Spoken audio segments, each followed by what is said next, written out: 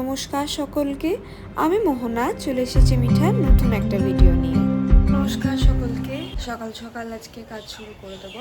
আজকে একটাই কেক করার আছে, একটা ট্রাফেল কেক করার আছে, সেটা করব। আগের একটা ভিডিওয়ে বলেছিলাম ওটা বসার জন্য জায়গা লাগবে, তো সেটা অর্ডার করেছিলাম, ওটা আজকে ডেলিভারি দিতে আসবে। তবে আজকে মেঘ করছে, সকাল থেকে মেঘলা হয়ে আছে, এখন 8:30 বাজে।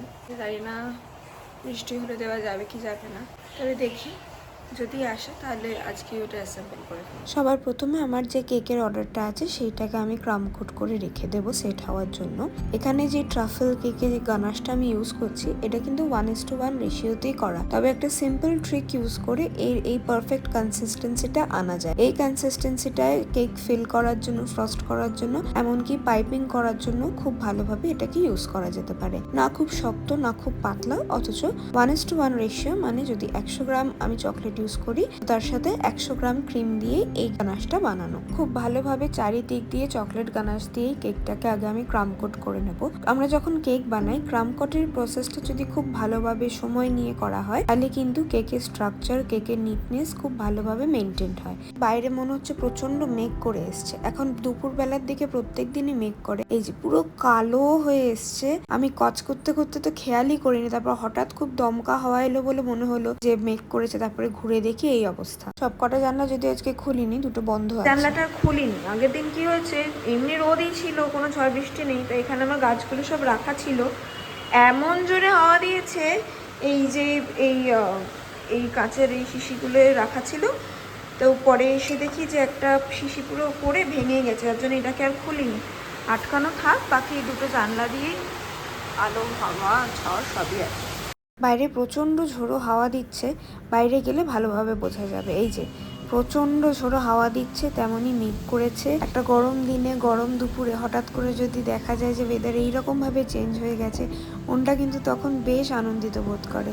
যেই পরিমাণে ঝড় হচ্ছে আর ঝোড়ো হাওয়া বইছে, আর কিছুক্ষণের মধ্যেই ঝমঝম করে, এই যে বলতে বলতে বৃষ্টি নেমেও গেছে। প্রচণ্ড পরিমাণে ঝড় বৃষ্টি সাদা হয়ে হচ্ছে। আমি তো শুধু ভাবছি যে আমার এত কেক করার আছে, আগামীকালের জন্য বেক করতেও হবে, কারেন্টটা যেন চলে না যায়।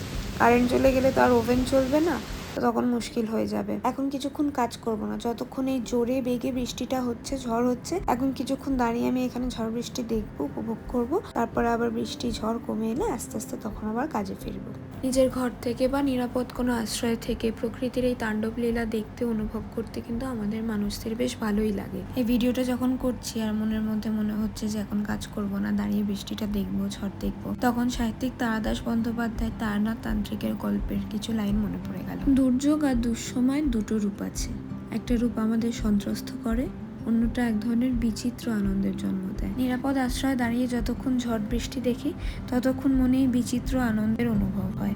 আর যখন খোলা মাঠে বা রাস্তার ধারে, যেখানে মাথায় কোনো ছাদ থাকে না, কোনো গার্ড থাকে না, সেরম জায়গায় যখন ঝড় বৃষ্টির কবলে পড়ি, তখন কিন্তু মন আমাদের সন্ত্রস্ত হয়। বৃষ্টি আস্তে আস্তে কমে যাওয়ায় অর্ডারটা, যেটা আমার আসার কথা ছিল, ডেলিভার হয়ে গেছে। ডেলিভারি দিয়ে গেছে, অনেকটা বড়, এটা আমাকেই খুলে এটাকে অ্যাসেম্বল করব, তাহলে এই জায়গার কাজটা কমপ্লিট হবে। আগের একটা ভিডিও বলেছিলাম যে এখানে একটা বসার জন্য জায়গা কিনবো, তো সেটাই অর্ডার করেছিলাম, চলে এসছে। আর পর্দাও অর্ডার করেছি, শুধু পর্দার রডটা এখনও বাকি আছে, ওইটাও অর্ডার করব।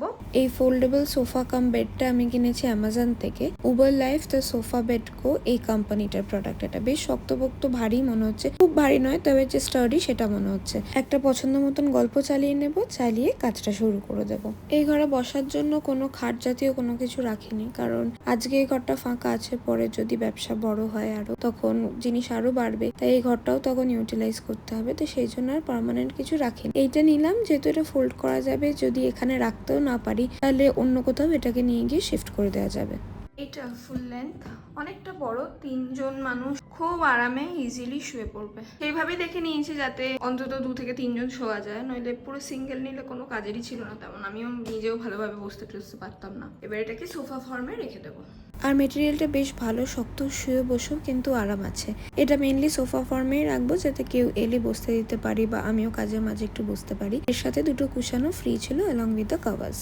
সোফা অ্যারেঞ্জ করতে করতে দুপুর গড়িয়ে বিকেল হয়ে গেছে, বাইরে পড়ন্ত আলো। আমার এই স্টুডিওটা যেহেতু ইস্ট ফেসিং, তাই বিকেল যতটা না হয় তার আগেই বেশি অন্ধকার হয়ে যায়। সুন্দর চাঁদ উঠেছে, আজকে বোধহয় পূর্ণিমা আছে, আর একটু সন্ধ্যা হলে বুঝতে পারবো। দূরে ফ্ল্যাটে ওই কাঁচের জানলার ওপর উল্টো দিকে পশ্চিমের রোদটা যে পড়ছে, আর সেটাই যে রিফ্লেকশনটা তৈরি হচ্ছে, কত সুন্দর লাগছে দেখতে।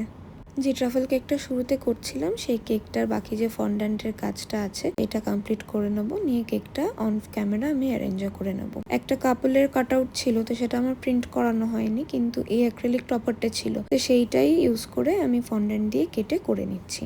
এই কাপলের ফিগারিনটা আর এর সাথে কয়েকটা রেড ফন্ডান্টের হার্ট ছিল, সিম্পল রেড, ব্ল্যাক আর হোয়াইট কম্বিনেশনে। রিসেন্টলি আমার পোস্ট করা রিলগুলো খুব ভালো রেসপন্স পাচ্ছি, প্রচুর লোকে লাইক করছেন, বলছেন খুব সুন্দর কাজ হচ্ছে। সেটা শুনে আমার খুবই ভালো লাগে।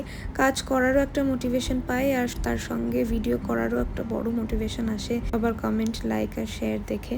কেকের ডিজাইন খুবই সিম্পল, যার জন্য অ্যাসেম্বলি প্রসেসটাও খুব তাড়াতাড়ি হয়ে যাবে। এই কাট আউটটা বসিয়ে দিয়েছি, আর তারপরে ব্যাস এই রেড হার্টগুলো প্লেস করে দেবো, আর লাস্টে হ্যাপি অ্যানিভার্সারি ট্যাগটা। ব্যাস কেকটা কমপ্লিট। আজকে পূর্ণিমাই আছে, কারণ চাঁদটা খুবই জলজলে।